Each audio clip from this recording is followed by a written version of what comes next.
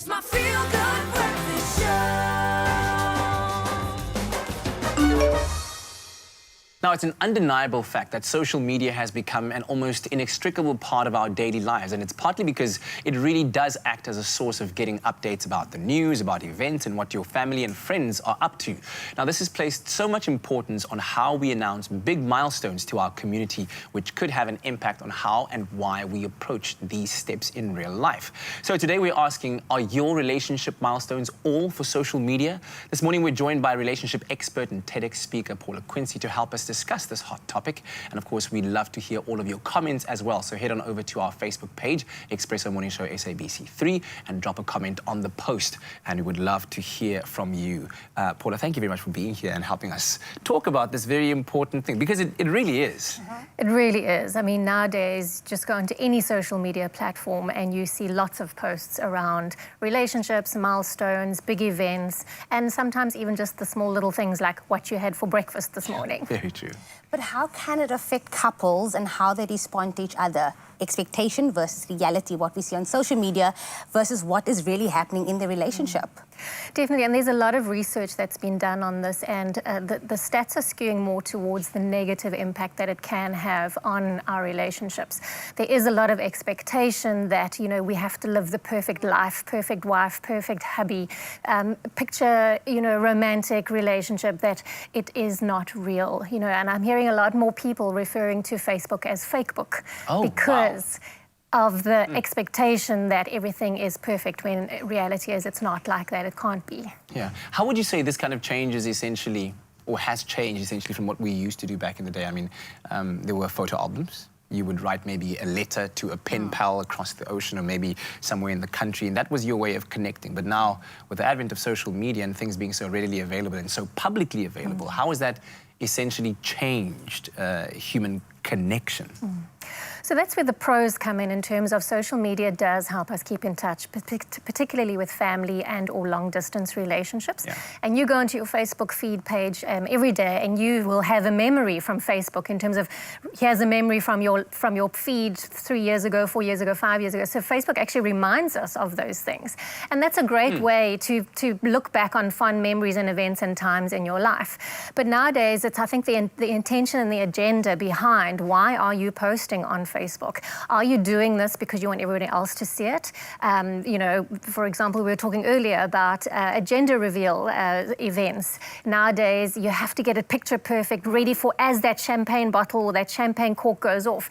You know, is this around that you're doing it for social media and to get the validation externally versus internally and between the two of you when it comes to your relationship? Do you then feel like people's putting a lot of pressure on the relationship to be social media, like Instagrammable, Facebookable, whatever it is? Do you think there's more pressure on relationships in this day and age? Definitely so, because, you know, we live our lives through what other people are posting, and this is where the negatives start coming in, because we can start comparing ourselves in our own relationships to what we're seeing on social media, and that can put pressure on our relationship to be the perfect couple, because look what that couple's doing, or everybody around me is getting married or engaged or having babies. Why aren't we doing that too? So we start comparing ourselves in our relationships to others when we're all walking a different path and a different journey, and it's about our relationship and what's important and special to us. And the more we keep posting on social media, it's almost the less privacy and the less specialness and sacredness we have about our relationships. Why do you think that is, Paula? Why have we resorted to this, and this has become kind of like almost the cornerstone, I think, of a lot of relationships? Why is that so? Yeah, so again, looking for that external validation, the likes, the shares, the comments, and it's around, there are those times when you want to validate your partner externally when they've done something wonderful and amazing and special for you. But there are those other moments when we kind of air our dirty laundry on social media. Something will be said or done, or we'll tag up our partner in a picture or a post, knowing full well that potentially behind that there's a double innuendo about something that's happened between us, but we're putting it out there to kind of get a reaction from our partner, and that can have a negative impact. And that whole world of instant gratification.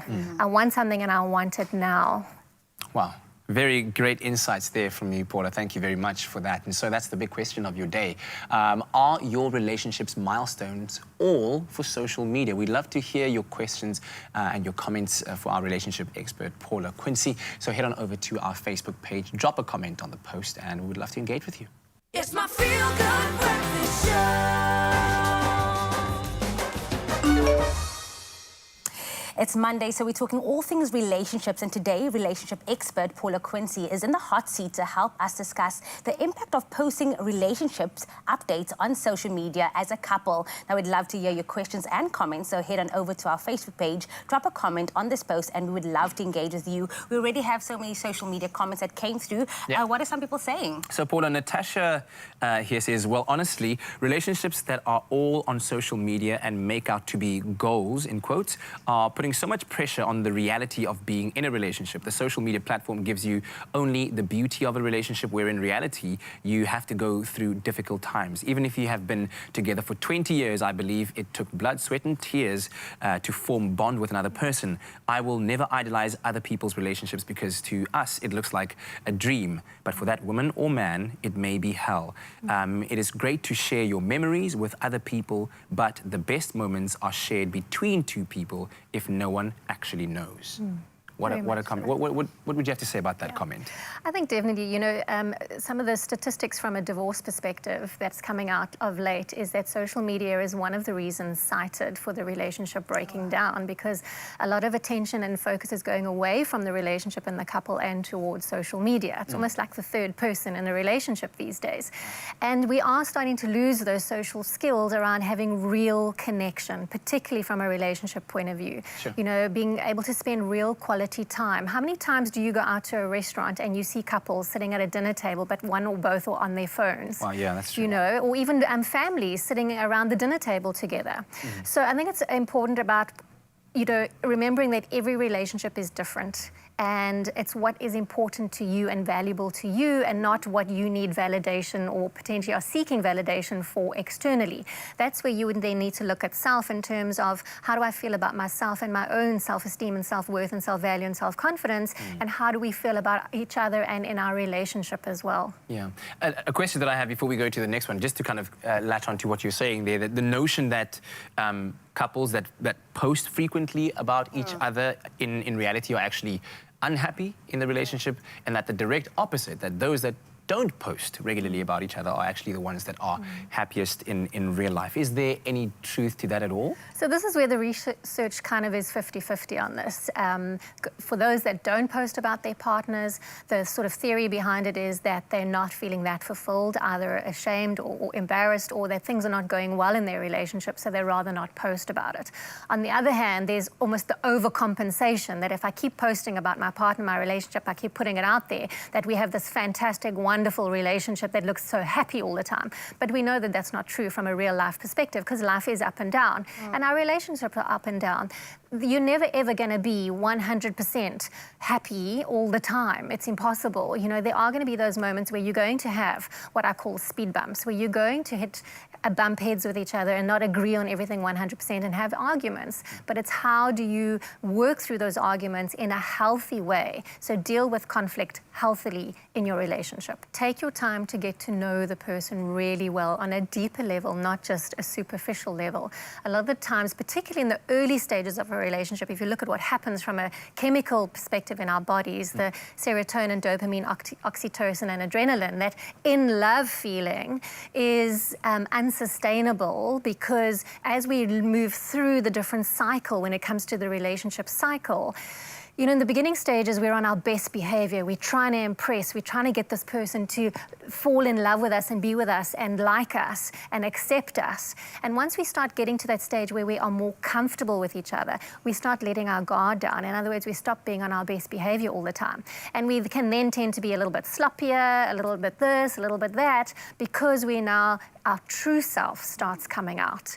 So the first 3 months is still very early from a relationship point of view to know whether I really love this person, whether I really want a future with this person. So take your time to really get to know that person on a very deeper level before, you know, you put it out there as Facebook official. Can you then say social media is helping couples feel more connected to one another and maybe taking that extra step in making it official? I think it certainly can help in terms of, I think we were talking about it earlier, that when I put it out there, I'm showing the world and everyone else that this is my person, this is the one that I'm with, this is the person that I've chosen. And that's great and that's wonderful. But again, what is the intention or the agenda behind why you keep posting about your relationship all the time? When those special moments can also be shared between the two of you and it's really deep and meaningful just for you and your partner. Should that then be a conversation between you and your partner and be like, this is why we're posting, let's have an open Instagram or a closed Instagram? What would be the steps for that? Definitely have a conversation around that, because you may have a partner that is social media shy, that doesn't want everything posted on social media all the time about your relationship. So I think definitely have that discussion around what are the boundaries of our relationship and how do we protect our relationship and keep our relationship safe for us and from the rest of the world, so to speak.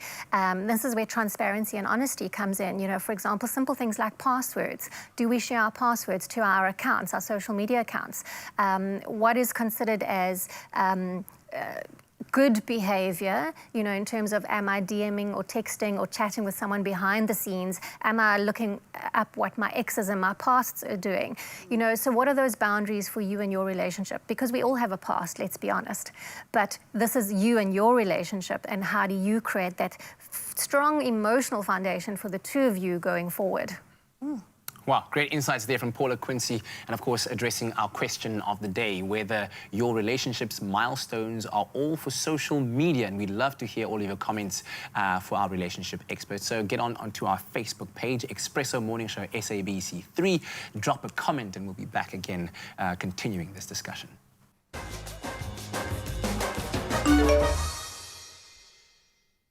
Yeah, Monday morning relationship talk time with Paula Quinsee. And hey, some people seek their hashtag Monday motivation for relationships from social media. And that's what we're talking about. Whether your big milestones in terms of your relationships are all for social media. Do you like sharing them? And if so, why? How do you go about putting them on Instagram with a nice filter, on Facebook telling the story? And why is it that we actually turn to do something like this? Paula Quinsee's been here addressing this topic with us, and she's been giving us some great insights as we quickly take a look and reflect on some of your comments that we found on our Facebook page, Expresso Morning Show SABC3. Kanyisa says, no, I'm kind of scared by relationships. I remember getting attacked by my girlfriend's real boyfriend, so now I keep it on the DL. Wow.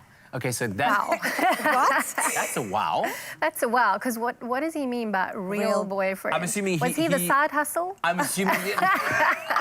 A side hustle, yes. Hello. Side bae meeting the real bae because it was now on social media. Another one says there's no positive outcome for this. And I'm assuming they're talking about when you're posting on social media. No positive outcome for this. People end up losing their partners to their social media friends. Wow. That's quite something. And that is something I have heard of before in some couples and relationships, is where, your friend starts chatting to your significant other via Messenger on some platforms. And again, this comes back to obviously relationship boundaries and deal breakers. And then if that does happen, how do you handle that situation? Do you tell your partner about it? Because that could have repercussions in terms of the friendship. Yes, depending on whether it is a long-standing friendship or whether it is just a Facebook or a social media acquaintance, so to speak. Yeah, and a couple of other comments, sorry. Anel here saying, no, social media makes relationships difficult. Msingo says, yep, nowadays we post anything on social media. Chad saying, no, I like to keep my relationship as private as possible. Kamala saying, awesome team. Well, thank you very much for that. Wesley saying, no, I can do without social media.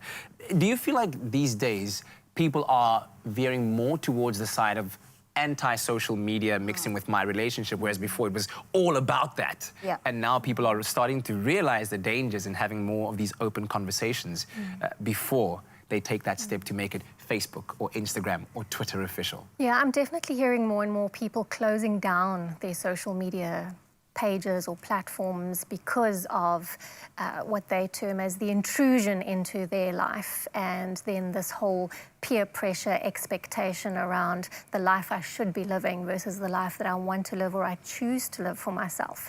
You know, and social media does get a bad rap and in terms of being negative, but it does have some positives, particularly if you've got family that are far away and it's a way of them keeping in touch with what's going on in your world. Or if you're in a long distance relationship, keeping in touch and keeping the communication and the connection going and sharing your world with each other from a long distance perspective and a snapshot into what's going on in your life, because you can't do it like an everyday normal couple does. Yeah. Now, what is some of the healthiest ways to be aware of the impact social media has on these relationships?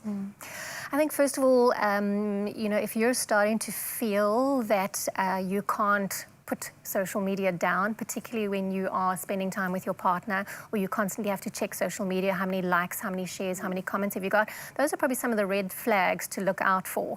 If you feel that your partner is spending more time on social media than they are with you, or they're not really connecting with you, those are also some red flags to look out for. And then how do you have conversations around that to set those parameters for you and your relationship and your partner? Yeah.